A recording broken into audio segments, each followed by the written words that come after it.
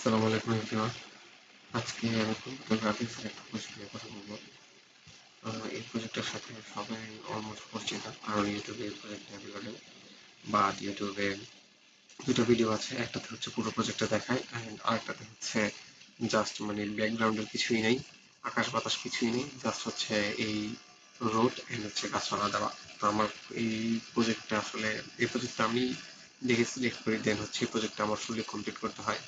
তো অনেকে মানে অনেক কিছুর উপর আসলে ফুললি কমপ্লিট করা হয়েছে। তো এই প্রজেক্টটার নাম দিয়েছি আমরা হচ্ছে দ্য রেডিয়েন্ট সিটি অফ মস্ক।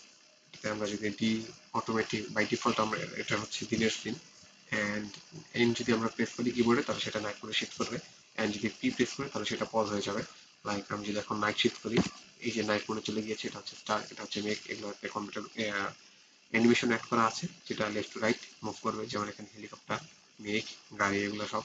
এখন এখানে যদি আমি আবার পজ দিই পজ হয়ে যাবে, আবার প্রিপ্রেস করলে রাউন্ড হবে, অ্যান্ড যদি আবার ডিতে শিফট করি তাহলে আবার দিনে চলে গেল, অ্যান্ড কিবোর্ডে লেফট শিফট শিফট ক্লিক করলে এখানের অংশটা আমার লেফট দিকে যাচ্ছে, রাইট ক্লিক করলে এটা আমার ডান দিকে যাচ্ছে, অ্যান্ড আবার পি, আবার পজ হয়ে যাচ্ছে, আবার হচ্ছে রানিং হচ্ছে। এটা হচ্ছে টোটাল প্রজেক্ট, অ্যান্ড স্পেশালি এই সিনারিওটা খুবই সুন্দর লাগে যখন মেঘগুলো আসলে এই সূর্যের একদম সামনের দিক দিয়ে, সরি আমার হচ্ছে চাঁদের সামনের দিক দিয়ে যায়। অ্যান্ড এখানে হচ্ছে কয়েকটা অ্যালগোরিদম এড করা আছে, এটা হচ্ছে ডিডিএ, বেসেনাম and mid point circle, and এই হচ্ছে টোটাল বিষয়। তো এই তো,